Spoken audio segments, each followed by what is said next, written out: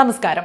ജനങ്ങളെ പരമാവധി പിഴിയാൻ ഇൻഷുറൻസ് കമ്പനികളും പ്രൈവറ്റ് ആശുപത്രികളും ഒറ്റക്കെട്ടാണ്. എങ്ങനെയും പാവം രോഗികളെ പിഴിഞ്ഞ് കാശുണ്ടാക്കുക എന്ന ഒറ്റ ചിന്താഗതിയെ അവർക്കുള്ളൂ.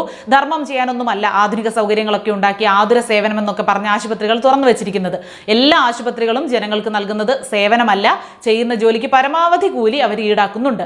ഒരു ചെറിയ അസുഖമായിട്ട് പോലും, അതായത് ഒരു പനി പിടിച്ച ഒരാൾ ആശുപത്രിയിൽ ചെന്നാൽ ഒരു ഡോക്ടറെ കണ്ട് ഗുളികയും മരുന്നും വാങ്ങി പുറത്തിറങ്ങണമെങ്കിൽ ഏറ്റവും കുറഞ്ഞത് 2000 രൂപയാകും. പ്രൈവറ്റ് ആശുപത്രിയുടെ കാര്യമാണ്. ഡോക്ടറെ കാണുന്നതിന് പണം, മരുന്നും ഗുളികയും ഒക്കെ വാങ്ങുന്നതിന് പോരാഞ്ഞ് 2000 തികയ്ക്കാൻ വേണ്ടി രക്തപരിശോധനയും നടത്തും. ഇനി നടുവേദനയോ മുട്ടുവേദനയോ ഒക്കെ ഉണ്ടെങ്കിൽ സ്കാനിങ് വരെ നടത്തും. സ്കാനിങ്ങും കൂടി ആയാൽ 10,000-ലൊന്നും ഈ തുക നിൽക്കില്ല. രോഗിക്ക് അല്പം ക്ഷീണം ഉണ്ടെന്നവർക്ക് തോന്നിയാൽ ട്രിപ്പിട്ട് കാഷ്വാലിറ്റിയിൽ 2 മണിക്കൂർ കിടത്തും. അതിനും ഒരു 3000 തൊട്ട് 4000 വരെ ഈടാക്കും. പരമാവധി ഒരു ദിവസം കിടത്താൻ ശ്രമിക്കും. അപ്പോൾ പിന്നെ 2000 രൂപ മുറിവാടകയും കിട്ടുമല്ലോ. സ്ത്രീകളാണെങ്കിൽ വയറുവേദനയും നടുവേദനയൊക്കെ ആയിട്ട് ചെന്നാൽ അഡ്മിറ്റ് ആക്കും. വേണ്ടി വന്ന സർജറിയും നടത്തും. കൊട്ടാരക്കരയിലെ ഒരു ആശുപത്രിയിൽ വയറുവേദനയുമായിട്ട് ഒരു യുവതി പോയി. അവരെ അവിടെ അഡ്മിറ്റ് ചെയ്തു. വേദന മാറാൻ ഇഞ്ചക്ഷനും മരുന്നും ഒക്കെ കൊടുത്തു. പിറ്റേ ദിവസം രാവിലെ നഴ്സുമാർ രക്തം പരിശോധിക്കുന്നതിന് വേണ്ടി വന്നു. രക്തം എടുക്കാൻ ചെന്നപ്പോൾ ഈ രോഗിക്ക് ഒരു സംശയം തോന്നി ചോദിച്ചപ്പോഴാണ് ഡോക്ടർ ഓപ്പറേഷൻ എഴുതിയിരിക്കുകയെന്ന് അവരറിയുന്നത്. അതായത് ഇവരുടെ ഗർഭപാത്രം എടുത്ത് കളയുകയാണെന്ന് രോഗിയോട് അപ്പോഴാണ് പറയുന്നത്.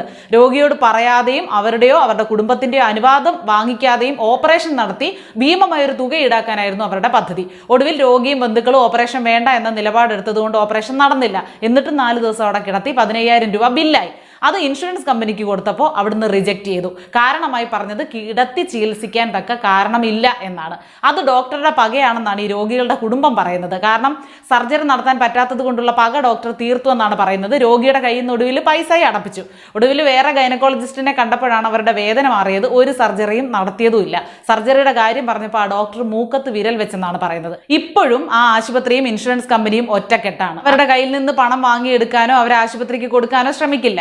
പല ഉഡായിപ്പുകളും പറഞ്ഞ് പരമാവധി തള്ളാനാണ് ഇൻഷുറൻസ് കമ്പനികൾ ശ്രമിക്കുന്നത്. അതുപോലെ മറ്റൊരു തട്ടിപ്പാണ് ആൻജിയോപ്ലാസ്റ്റി.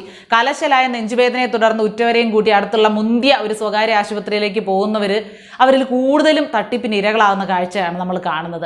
അവിടെ കാഷ്വാലിറ്റിയിലേക്ക് രോഗിയെ നൽകിയിട്ട് പുറത്ത് ദൈവത്തെ വിളിച്ച് പ്രാർത്ഥിച്ചായിരിക്കും കൂടെയുള്ളവർ നിൽക്കുന്നത്. ആ സമയത്തായിരിക്കും ഡോക്ടർ കൂടെ വന്നവരെ വിളിച്ച് പറയുന്നത് ആൻജിയോഗ്രാം ചെയ്യണം എന്ന്. ആ സമയത്ത് അപ്പോൾ കൂടുതലൊന്നും നമ്മൾ ആരും ചോദിക്കുകയോ പറയുകയോ ചെയ്യില്ല. എന്ത് വേണമെങ്കിലും ചെയ്യൂ, ജീവൻ രക്ഷിച്ചാൽ മതി ഡോക്ടർ എന്നെ പറയും.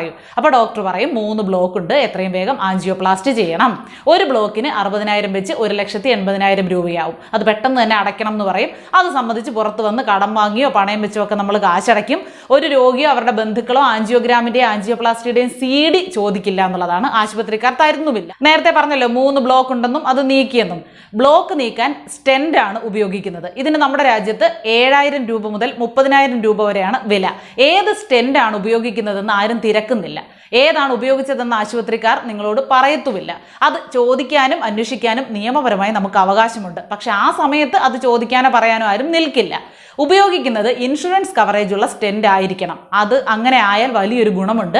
അത് പലർക്കും അറിയാത്ത കാര്യമാണ്. ഉപയോഗിക്കുന്നത് ഇൻഷുറൻസ് ഉള്ള സ്റ്റെൻഡ് ആണെങ്കിൽ 6 മാസത്തിനകം വീണ്ടും ബ്ലോക്ക് ഉണ്ടായാൽ അത് നീക്കാൻ 1 രൂപയും കണ്ടെത്തേണ്ടതില്ല. 1 വർഷത്തിനുള്ളിൽ ഹൃദയ ശസ്ത്രക്രിയ വേണ്ടി വന്നാൽ പോലും അതിനും 1 പൈസയും ചെലവഴിക്കേണ്ടതില്ല. അതെല്ലാം ഈ സ്റ്റെൻഡ് കമ്പനി ഇൻഷുറൻസ് വഴി ചെയ്യും. അത് അവരുടെ കടമയാണ്. പക്ഷെ സർക്കാർ ആശുപത്രി ഒഴികെ മറ്റൊരിടത്തും ഇത്തരം ഇൻഷുറൻസ് ഉള്ള സ്റ്റെൻഡ് ഉപയോഗിക്കാറില്ല. ഉപയോഗിച്ചാൽ ചെയ്ത ചികിത്സാ കാര്യങ്ങളൊക്കെ കമ്പനിക്ക് നൽകേണ്ടി വരും. അപ്പോൾ ചികിത്സയിൽ നടക്കുന്ന കള്ളത്തരം നടക്കില്ല. ബ്ലോക്ക് നീക്കാൻ നിങ്ങളിൽ നിന്ന് വാങ്ങിയത് നിങ്ങളുടെ ജീവിത സമ്പാദ്യത്തിലെ പരമാവധി തുകയാണ്. ഒരുപക്ഷെ ഉപയോഗിച്ചതോ ഇൻഷുറൻസ് ഇല്ലാത്ത സ്റ്റെൻഡ് ആയിരിക്കും. എപ്പോഴും ആൻജിയോപ്ലാസ്റ്റിക്ക് മുന്നേ ഇൻഷുറൻസ് ഉള്ള സ്റ്റെൻഡ് ഉപയോഗിക്കാൻ ഡോക്ടറോട് പറയുക തന്നെ ചെയ്യുക. അത് കഴിയുമ്പോൾ ആൻജിയോപ്ലാസ്റ്റിയുടെ CDയും സ്റ്റെൻഡിന്റെ ഇൻഷുറൻസ് ഡീറ്റെയിൽസും ആവശ്യപ്പെടുക. ആശുപത്രികളുടെ തട്ടിപ്പൊഴിവാക്കുക. ഈ ഒരു വിവരം നിങ്ങൾ പരമാവധി ഷെയർ ചെയ്യണം കേട്ടോ.